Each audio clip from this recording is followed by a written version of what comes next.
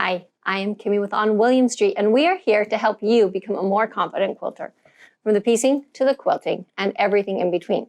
So this month we are back to work on month 9 of our Mystery Quilt Along.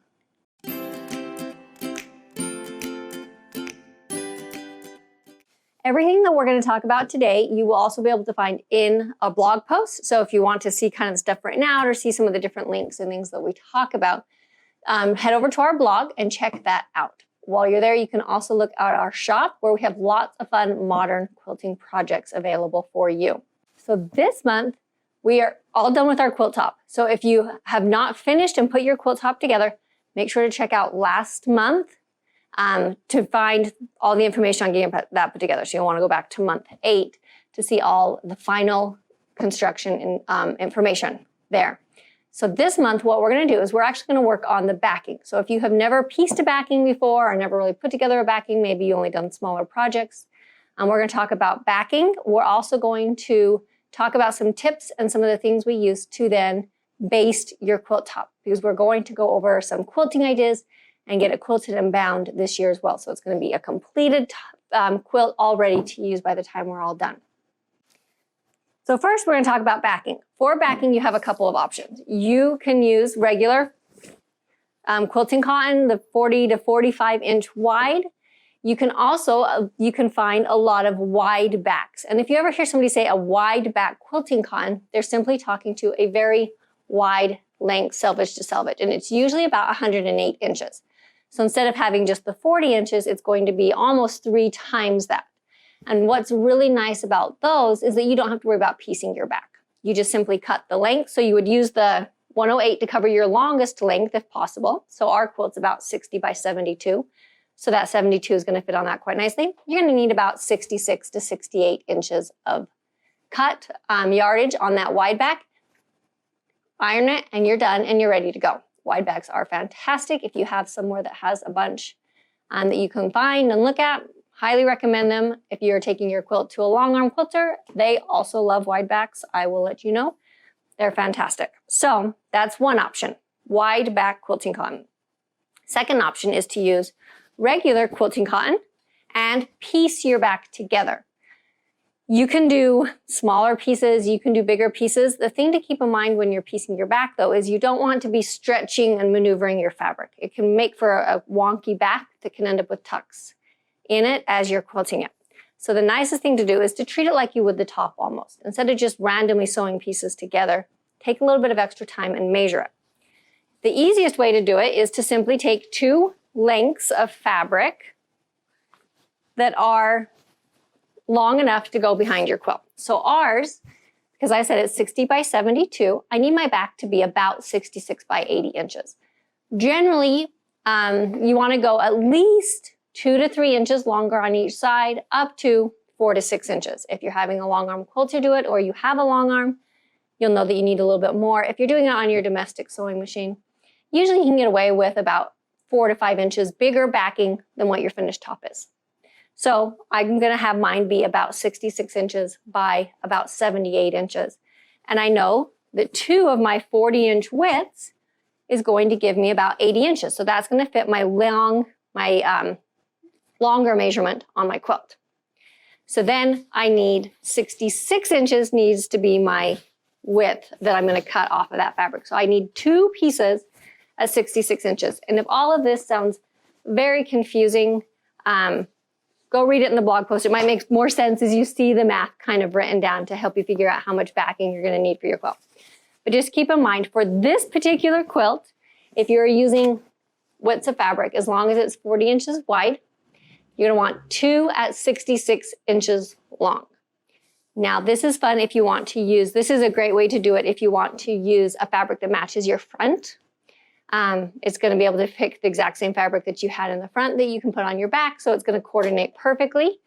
Or if you simply don't have those wide backs available, it's going to have one seam down the middle, and that's it. And that's really not that hard to deal with. So that's probably my second preferred method of backs. The third method you can use is you can do a scrappy backing. Like I said, treat it like you would a top. So if you have scraps, cut them into square shapes, measure them out, cut things to fit. So instead of just stretching and sewing as you go and then trimming it, take the time to measure those pieces, cut them to the same length, and then line them up and sew them. Similar to how you would do if you're attaching borders to a quilt and you want to avoid having wavy borders. You're going to do your back the same way. And what that's going to do is that's going to make a very nice square back for you. And you're not going to have extra fabric in places that are going to tuck. And you're going to get those little tucks on the back a lot easier if you just randomly sew fabric together. So you can use your scraps, but take the time to measure those pieces, cut them to be the same size, and then sew them together until it gets big enough to be the size that you need for your full backing.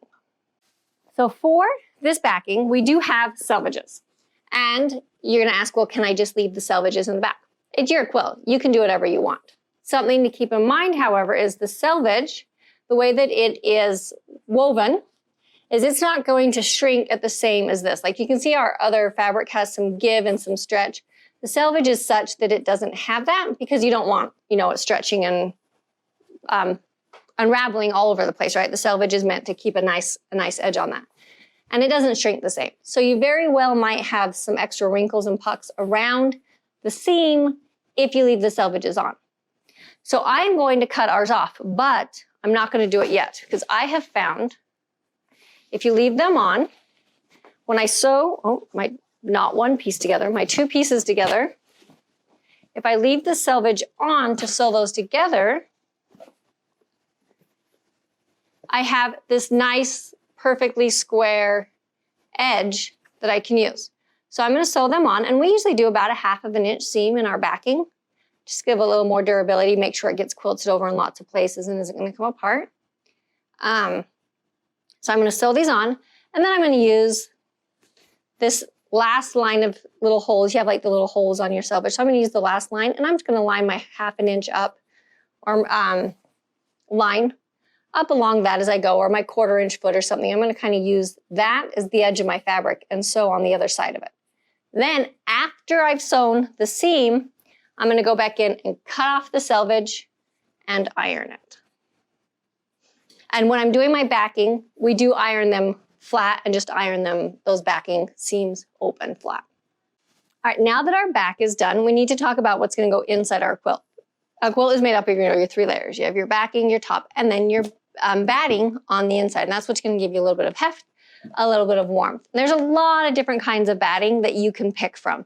I'm actually going to go ahead and link in the blog post to a video that we talked about just batting and some of the different benefits to some of the different types of battings. If you're brand new to quilting, I'm going to recommend either an 80-20 cotton poly or else 100% cotton are both very common beginner battings. They're very easy to find, easy to use. You can throw them in the washing machine. They wash up beautifully. So those are some that we use regularly, or as, like I said, the 80-20 polyester cotton blend, or else just a 100% cotton. This one is a 100% cotton. Some of the things you want to keep in mind is on your batting, you're going to see a stitch length, a stitch spacing. And what that is telling you is how close or far apart you can have your stitches. You can put them as close as you want, but you don't want to go farther apart. So if you see a 4 to 6 inches, you want to make sure that every 4 to 6 inches, there's some sort of quilting. And that's going to prevent your batting from basically falling apart inside of your quilt by holding it together in that set spacing. So that's what that spacing means, is you want to make sure that none of your stitches are more than whatever that says. Some battings, you can go up to 8 to 10 inches. Some are going to be 4 to 5 inches. So just double check that depending on how dense you want your quilting. If you want to have less quilting, make sure to pick a batting that will accommodate that. Another thing to think about with your batting as we're laying out this quilt is some battings have a front and a back. And not everyone knows this. And does it really matter? No, except in the situation where sometimes if your batting is upside down, as you're going through and you're stitching that, your needle will punch the batting through the back and you'll get little fuzzies of batting coming through your stitches on your quilt. If you find that happening, if you've ever found that happening, sometimes simply by placing the right side up and the right side down will fix that. So how to know what is the top? If you look at your batting, you're going to see, it's going to be hard to see here on video, but you're going to see like little pimples. And that is where the needle, as they were felting the batting, that's where the needle went in. So the pimple is going to be on the top, and the little poke, the dimple is gonna be on the top and the pimple is gonna be on the back. So where it's poking out is the back of your batting. Where you have little indents in is the front of your batting. So if you're mindful, if you can kind of tell easily which side is what, put it so that the top is facing the quilt top and the back or the pimples are facing the quilt bottom. And that might just help as your needle on your sewing machine is now going to be going in that same direction that the needle did when it fell to the batting. So it can help if you have some issues where the batting pokes through and kind of gets pulled out a little bit. So now that we figured out what kind of batting we want, we have our backing, we're going to baste it. So with basting, again, I'm not going to go ahead and show you how to do a full basting here, but I'm just going to kind of walk you through some tips. Find a nice big area. Our favorite method of basting for domestic machine quilting is definitely pool noodle basting. We've done a video on that as well, so I will make sure to link that. And if you have a table that's big enough to lay it out on, pool noodle basting works really well on a table, so you're not bent over and having to crawl around to baste your quilt. But if you don't, you're gonna need to clear a nice big area and you're gonna want to lay your backing out first. If you're on carpet, you can stick a few pins in it. Don't pull it super tight, but make sure it's nice and flat. Stick some pins in it. If you're on a hard surface floor, just use like some masking tape and you can tape that back down. Then you're going to lay out your batting, on top of that. I like to always lay it out first and then choose how you're going to baste it. Are you doing spray basting, which is basically like glue, or are you doing pin basting? If you're doing spray basting, a lot of times if you take it outside and spray it first and then bring it in, you're not gonna end up with overspray of spray everywhere. So take it outside and just spray it, let it dry a little bit, it will still remain tacky. Bring it in, tape it down to your floor, and then put the batting on top. Take your top outside, spray it, bring it in, and then smooth it flat on top of the batting. If you are doing pins, you're going to want to lay your backing down, lay your batting down, and then put your quilt top on. And then you can go through and use your safety pins to pin that. Keep in mind, do not put your quilt on your hardwood floor or your vinyl laminate floor and then proceed to just pin everywhere. You can scratch that with those pins. So be very mindful if you are on a hard floor that you don't want to scratch. Take your cutting mat and just maneuver it around the quilt with you so that wherever you're pinning, that cutting mat is underneath of it. And then you're going to be scratching your cutting mat and not your floor or your wood or your dining room table or whatever you're using. So something to keep in mind with pins. If you are doing the pool noodle basting, you can spray inside. We kind of spray as we baste it with that. Just keep in mind there can be some overspray. So just go light. You don't need nearly as much spray as you might think you do. So go light and then just make sure you wipe that up afterwards so you don't end up with glue everywhere all over all of your surfaces. You know, mop the floor, wipe down the table, whatever you need to do. So this month, that's what we're going to be working on. Go ahead and get it basted. Check out the resources that we post in the blog post, some of the other videos that we've done to help you with the basting. Because next month, we're going to talk about quilting and deciding how we're going to quilt all quilts. And then you'll have a little bit of time to actually quilt the quilt. We're going to give you a couple months to go ahead and get the quilt top quilted because we realize that process can take a lot more time than some of the other steps. And then we will bind it together as well. We're going to share some of our binding tips and binding strategies to get this quilt bound as well. So for this month, just go ahead and pick out your backing fabric, get your backing made, and get everything all basted together. And if you have any questions on basting or on backing or anything that we've talked about, don't hesitate to reach out to us. Head to the blog post to find all the information and then check out our shop where you can see lots of fun modern quilting projects to work on while you're waiting for the next monthly installment of this one. And we'll see you next time.